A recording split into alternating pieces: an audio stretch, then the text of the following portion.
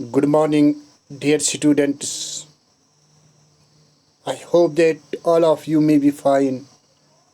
By the grace of Almighty Allah, may He keep all us up well in our future also.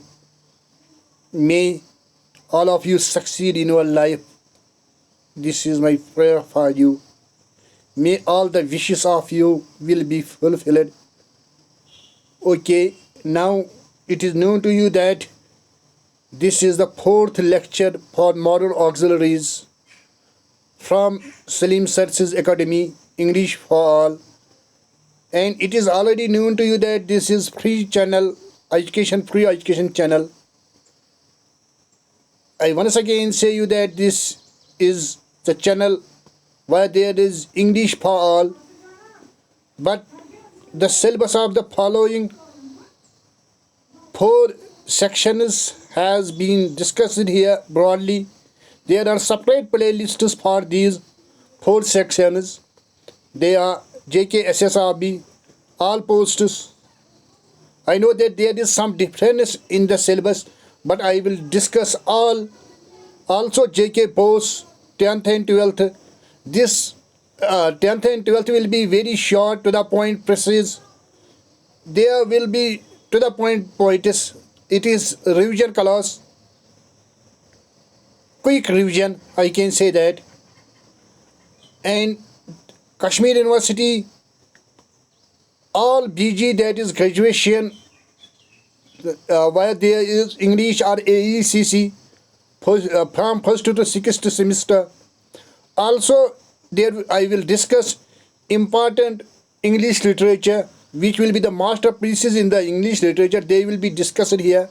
There will be the separate videos. There is separate playlist for that also. But what you have to do, you have to do only one thing, that you have to subscribe this channel. And after subscribing, you have to watch the channel. You have to watch every video from beginning to end. And you have to share this channel with all. Also, as I have already told you, please write some comments, give your feedback. I hope that you will send your feedback. Once again, I will say that the importance of the model auxiliaries, this is in the syllabus of JK SSRB, here models, and also it is necessary for the second SEM Kashmir University. There it is the only portion from the grammar which has been discussed broadly. So there may be 5 to 10 objectives upon this, because it is only one portion which they have discussed broadly there.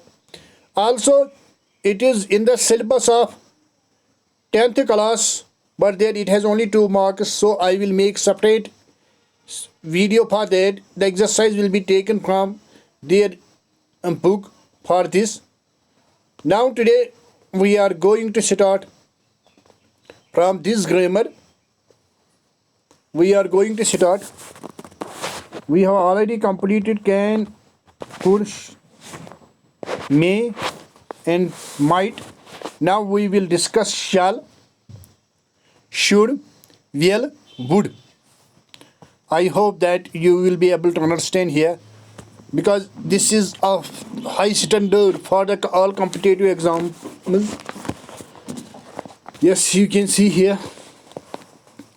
Shall is used in the first person and will in a person to express pure future. जैसे कि आपको मैंने tennis में भी कहा था कि shall हम इस्तेमाल करते हैं किसके साथ, फर्स्ट पर्सन आई और वी के साथ, और वहाँ मैंने आपको कहा है कि will अदर्स के साथ, तो वहाँ हम आई और वी के साथ भी will इस्तेमाल कर सकते हैं.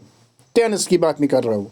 टुडे आई और will shall is less common than I we will. यानी कि इसका कहने का मतलब ये जो आज मॉडर्न इंग्लिश है, वहाँ हम shall के साथ, यानी कि इन शॉर्ट आपको याद रखना है कि जो आज का इंग्लिश है उसमें हम shall ज़्यादा इस्तेमाल नहीं करते हैं, यानी कि हम आई और वी के साथ भी will ही इस्तेमाल करते हैं. इन शॉर्ट आपको याद रखना है कि आज हम shall इस्तेमाल मॉडर्न इंग्लिश में ज़्यादा shall इस्तेमाल नहीं करते हैं. इन शॉर्ट अब इसका कहने का मतलब ये है गलत तो नहीं है, हम ये नहीं कह सकते कि अगर आई शैल होगा तो वो गलत नहीं है, मगर मेरे कहने का मतलब ये, I want to say that we didn't use make more use of shall in the modern English, this is the point, we use will with all, okay.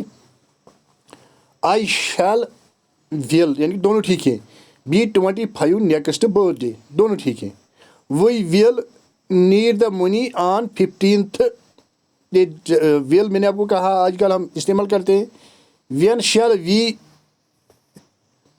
Will see you again, tomorrow will be Sunday, you will see that I am right, in the present जो मैंने आपको पहले कहा, अभी इसने note में कहा, in the present English however there is growing tendency to use will in all persons, जो मैंने आपको पहले ही कहा है कि आज के इंग्लिश में हम विल को ही ज़्यादा इस्तेमाल करते हैं। Shall is sometimes used in the second and third person to express command, promise or threat, यानी कि ये इन तीन चीज़ों के लिए हम shall को इस्तेमाल करते हैं। अगर आपको हुक्म देना होगा, अगर आपको वादा किसी से करना होगा, या अगर आपको किसी को डराना होगा, थ्रेट करना होगा, तो इनके लिए हम shall इस्तेमाल करते हैं।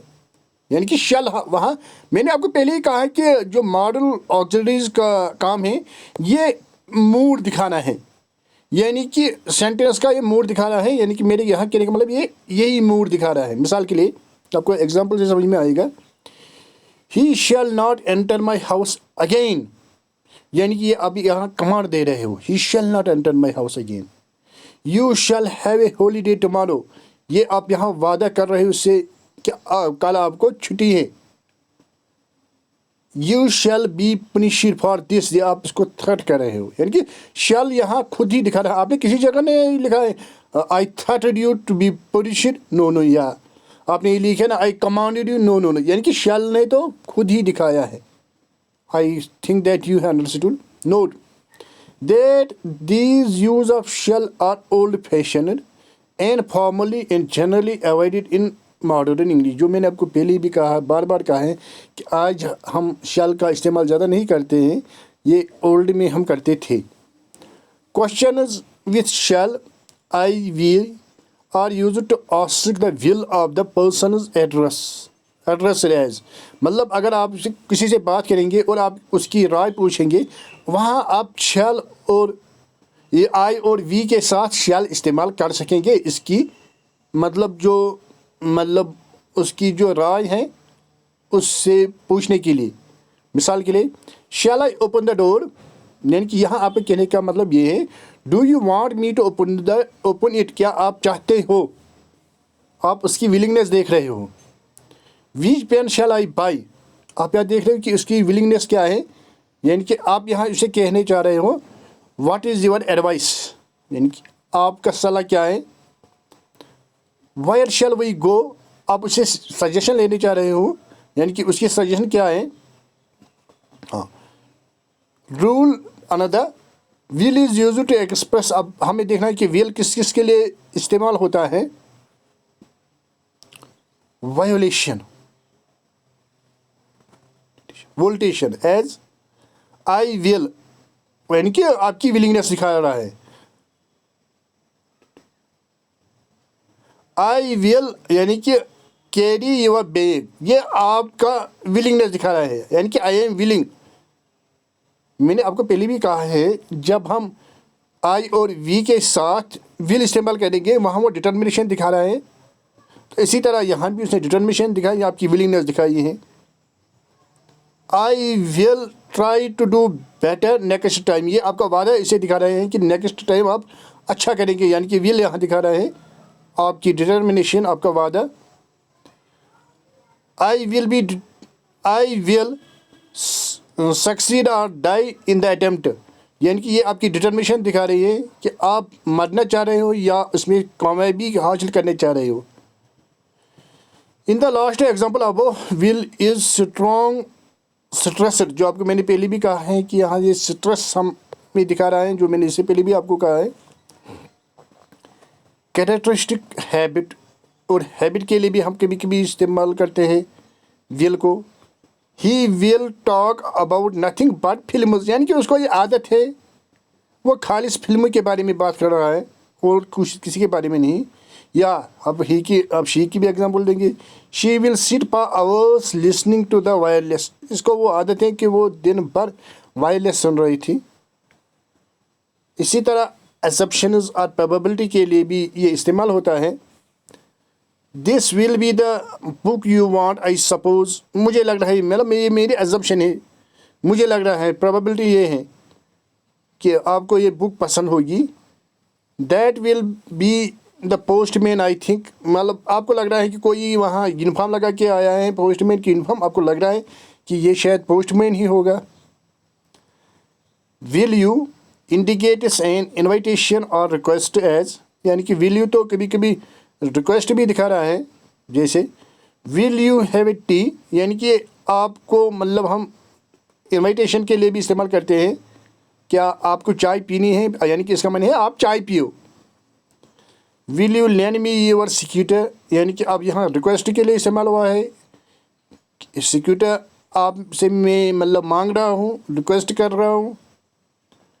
इसी तरह शुड और would are used as the past equivalent of shall and will, यानी कि कभी कभी शुड और वुड इस्तेमाल हम करते हैं जहाँ हम शैल और विल करते हैं इस्तेमाल प्रेजेंट में, वहाँ ही हम इनको पास्ट में इस्तेमाल करते हैं। एक सेकंड, हाँ ये वाला स्लाइड ज़्यादा साफ नहीं आई है। अब मेरा ही सुनो, क्योंकि ये ज़्यादा साफ नहीं आई है। क्या करेंगे लाइट की, या मे भी हो सकता है हम तो कुछ मत होगा। 1 सेकंड, हाँ मिसाल के लिए, I expected that I should get first class, यानी कि आपकी एक्सपेक्टेशन थी पास्ट में थी आपकी एक्सपेक्टेशन, तो इसीलिए आपने शुड इस्तेमाल किया है। जैसे हम शैल को इस्तेमाल करते हैं, मगर ज़्यादातर हम यहाँ वुड लिखते हैं, आई वुड ज़्यादातर हम लिखते हैं। He said he would be 25 next birthday, यानी कि उसने कहा था, इसलिए हमने वुड इस्तेमाल किया है। She said she would carry my books, यहाँ भी हमने इसलिए वुड इस्तेमाल किया है।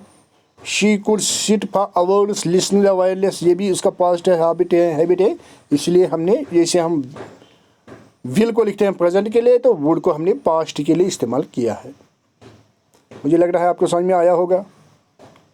एक्चुअली मैं जल्दी इसलिए कह रहा हूँ कि मैं चाहता हूँ कि अब एक ही स्लाइड बनने चाहिए इसको कंप्लीट करने के लिए। Should is used in a person to express duty और ओब्लिगेशन एज। शुड कभी कभी इस्तेमाल होता है ड्यूटी या ओब्लिगेशन, यानी कि फ़र्ज़ के लिए भी। We should obey the laws, यानी कि हमें ओबे करने चाहिए laws. You should keep your promise. Children should obey their parents, यानी कि ओब्लिगेशन, फ़र्ज़, मॉरल, अखलाकी फ़र्ज़ के लिए इस्तेमाल होता है शुड।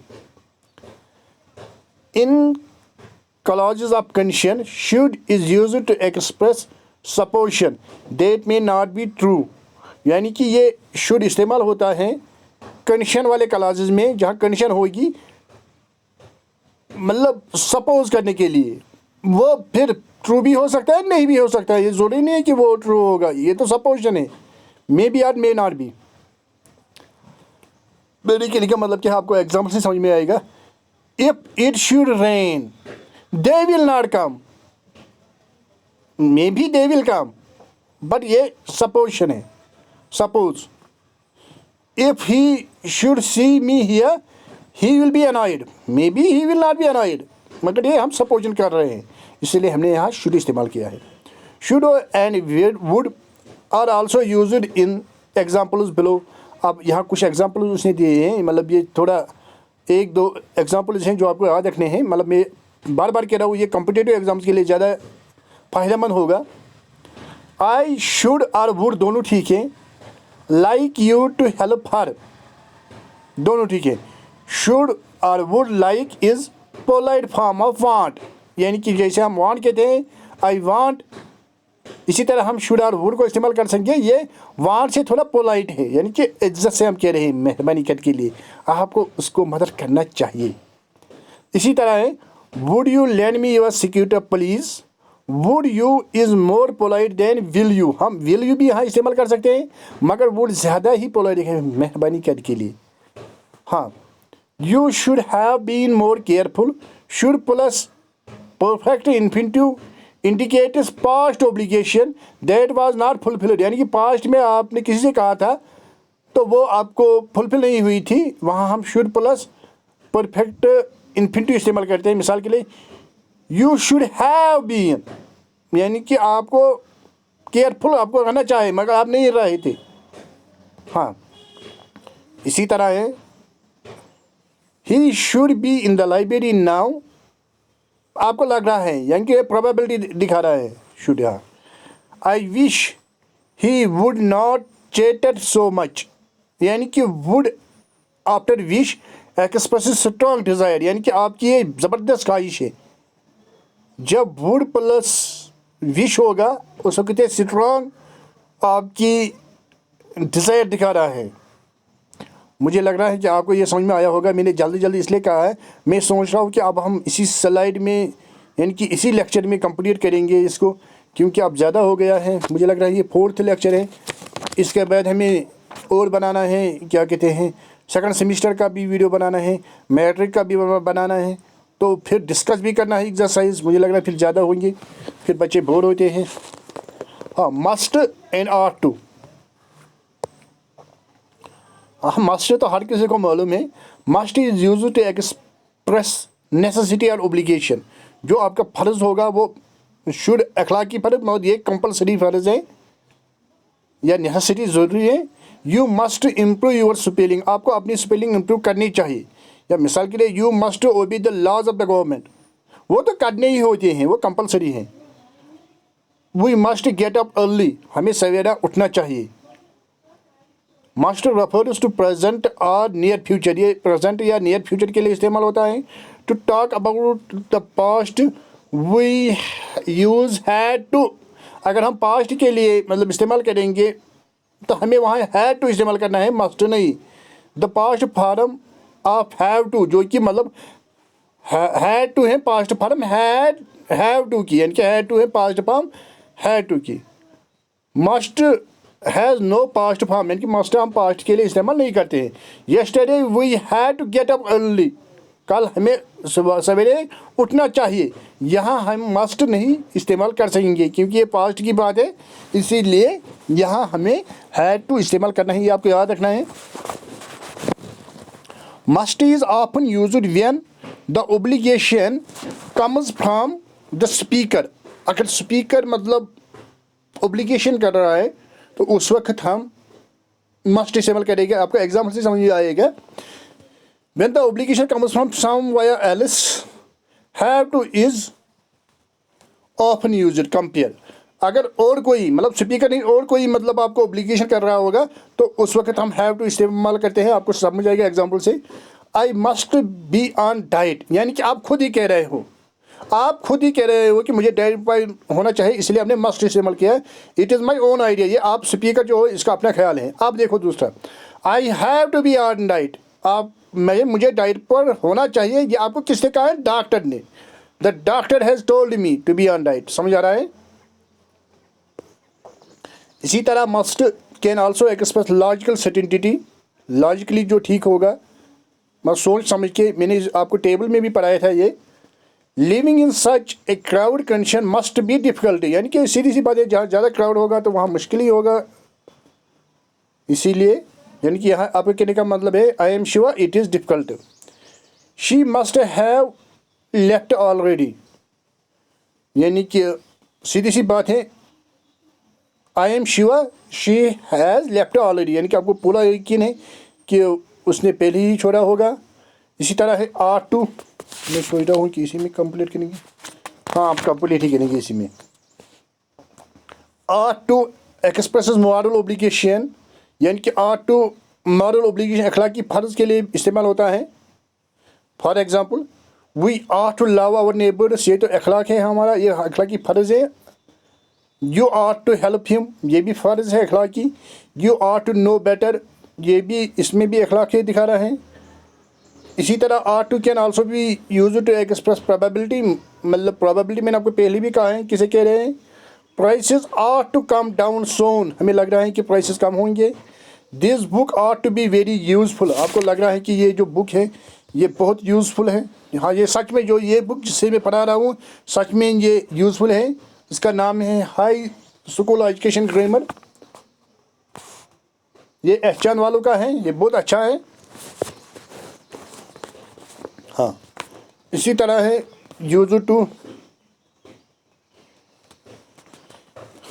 टू और नीड और डियर, ये तीन मॉडल ऑक्सिलरीज हैं। इनको हम सेमी मॉडल ऑक्सिलरीज भी कहते हैं, यानी कि इनके कुछ कैरेक्टर्स ही मॉडल से मिलते हैं।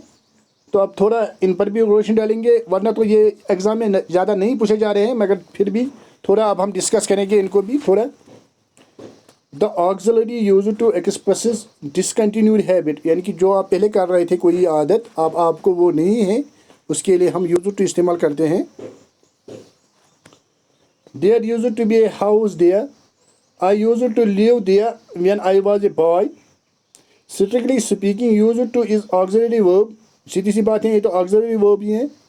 इन colloquial English however did you use to and did not use to is usually replace used to and used not to, यानी कि ज़्यादातर हम अगर हम आम भाषा में कहेंगे हम डिड यू यूज़ करते हैं या डिड नॉट यू यूज़ करते हैं, ज़्यादातर आम भाषा में। इसका कहने का मतलब यही है। The auxiliary need denoting necessity और ओब्लिगेशन, यानी सीधी सी बात है नीड तो हमें ये भी दिखा रहा है, नेसेसिटी या obligation can be conjugated with और विदाउट डू, यानी कि उसके साथ कभी डू हो भी सकता है, नहीं भी हो सकता है, कंपलसरी नहीं है, मगर माना में थोड़ा फ़र्क होती है, वो आप देखेंगे। When conjugated without do it has no S E D, मगर आपको याद रखना है इम्पॉर्टेंट वेरी इंपॉर्टेंट, जब डू नहीं होगा तो उस वक्त आपको एस या ई डी फॉर्म नहीं लिखना है। वर्ब की एस या ई डी फॉर्म जो मैं आपको इससे पहले भी पढ़ाया था, is used with and is used with an infinitive without to, और यहाँ इन्फिनिटिव भी आपको टू इस्तेमाल नहीं करना है। Only in the negative and interrogative sentences and in the sentences that contain semi negative words, हाँ खालिस उन्हीं में इस्तेमाल होगा जो नेगेटिव या इंटरोगेटिव वर्ड्स होंगे, या जहाँ सेमी नेगेटिव वर्ड्स होंगे, मतलब जो पूरा नेगेटिव नहीं दिखा रहे हैं, थोड़ा थोड़ा नेगेटिव दिखा रहे हैं, मिसाल के लिए हार्डली, सिक्योरसली, जहाँ ये होगी तो वहाँ आप इस्तेमाल कर सकेंगे। मुझे लग रहा है आपको समझ में आया होगा। मैं जल्दी इसलिए कह रहा हूँ, मैं सोच रहा हूँ कि इसी लेक्चर में आप कंप्लीट होना चाहिए। He need not to go, it is not necessary for him to go, यानी कि उसके लिए ज़रूरी नहीं है, नीड नॉट याद करें, ज़रूरी नहीं है। Need I write to him, क्या मुझे ज़रूरी है मैं उसको लिखूँगा। I need hardly to take his help, यानी कि मुझे उसका हेल्प का ज़रूरत नहीं है। व्हेन कंजुगेटेड विद डू, जब इसके साथ अब डू होगा उस वक्त क्या होगा, need has the usual forms needs, उस वक्त जब डू होगा तो उस वक्त हम नीड्स भी लिख सकेंगे, नीडेड भी लिख सकेंगे। And is used with two infinitive, तो इन्फिनिटिव का भी इस वक्त हम इस्तेमाल कर सकेंगे। It is commonly used in negative and question, मगर मैंने ऊपर भी आपको कहा है ये उस वक्त हम नेगेटिव या क्वेश्चन में इंटरोगेटिव में इस्तेमाल कर सकते हैं। It sometimes occurs in affirmatives also, कभी कभी एफर्मेटिव्स में भी, कभी कभी ज़्यादा नहीं, कभी कभी हम एफर्मेटिव्स में भी इसका इस तरह इस्तेमाल कर सकेंगे। Do you need to go now, मिसाल के लिए I don't need to meet him, one needs to be careful. अब आपको कंपेयर से समझ में आएगा। I don't need to buy it, यानी कि यहाँ इसका कहने का मतलब है it was not necessary for me to buy, मेरे लिए तो ज़रूरत नहीं था। And I didn't buy it, इसीलिए मैंने खरीदा नहीं, था नहीं ज़रूरत तो इसलिए आपने खरीदा नहीं। दूसरा है I didn't have bought it, आपने तो लाया है, आपने तो खरीदा, आप कह रहे हैं मुझे ये नहीं लाना चाहिए। It was not necessary for me to buy it but I bought it, यानी कि आपने तो खरीदा। द ऑक्सिलरी डियर, ये डियर जो ये ऑक्सिलरी भी है, मैंने आपको पहले कहा कि ये सेमी वोवेल्स हैं, इनके कुछ कैरेक्टर्स ये क्या कहते हैं, मुझे गलत हुआ, सेमी मॉडल्स हैं ये, उनके कुछ कैरेक्टर्स मॉडल्स के हैं और कुछ ऑक्सिलरीज के हैं, इसीलिए ये कह रहे हैं the auxiliary dare. Dare hero means be brave enough to, यानी कि करेज होना, as distinct from ordinary dare challenge. अगर हम इसको मतलब ये कहते हैं इसमें इस्तेमाल करेंगे तो वहाँ इसका माने है चैलेंज। अगर हम इसको वर्ब इस्तेमाल करने के वहाँ इसका माने है challenge does not take s, उस वक्त हम इसको इसके साथ एस थर्ड पर्सन सिंगुलर के साथ इस्तेमाल नहीं करते हैं। It is generally use in negative in interrogative sentences, ज़्यादातर हम इसको नेगेटिव और इंटरगेटिव सेंटेंस में इस्तेमाल करते हैं। आप फिर से मेरी कोई कहेंगे सर नेगेटिव इंटरगेटिव सेंटेंस क्या है, तो मैंने उसके लिए एक लेक्चर बनाया था, types of sentence. When conjugated with do, जब उसके साथ डू भी होगा, it takes an infinitive with और विदाउट टू, इसके साथ टू हो भी सकता है नहीं भी हो सकता है, आपको एग्जांपल से समझ में आएगा। He dared not to take such a setup, उसको ऐसा सिटअप नहीं लेना चाहिए। हाउ डियर्ड यू कंट्राडिक्टिव मी, यानी कि आपने कहा हिम्मत की मेरे साथ, आपने कंट्राडिक्ट किया है। ही डियर्ड नॉट डू इट, इसमें इतना ताकत हिम्मत नहीं है कि वो ये कर सकेगा। He doesn't dare to speak me, उसमें इतनी हिम्मत नहीं कि वो मुझसे स्पीक करेगा। मैंने इनको जल्दी जल्दी इसलिए पढ़ाया था यूज टू और नीड और डियर को, क्योंकि ये ज़्यादातर नहीं आ रहे हैं एग्ज़ाम में। क्योंकि मैंने आपको पहले कहा है कि ये सेमी मॉडल ऑक्सिलरीज है। अब मैंने सोचा अब तो ये वीडियो को कंप्लीट करना ही पड़ेगा। अब मुझे दूसरा वीडियो बनाना है इस पर सेकंड सेमेस्टर वालों के लिए, जो इनकी बुक से होगा। और क्या कहते हैं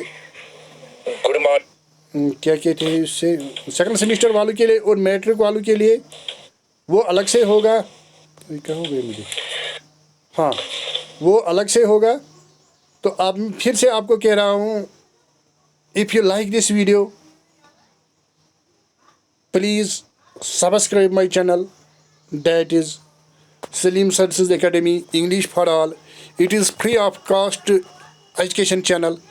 I once again say you that there are separate playlists for JKSSRB, for all posts, for JK both that is 10th and 12th class, for Kashmir University all semesters from 1st to 6th, and also important literature, that is masterpiece of English literature. But what you have to do, you have to subscribe it and you have to watch all the videos from beginning to end, and you have to share this with your friends, and also please make the comments upon all the videos which I have uploaded here. Thanks once again. Okay, goodbye. Thanks.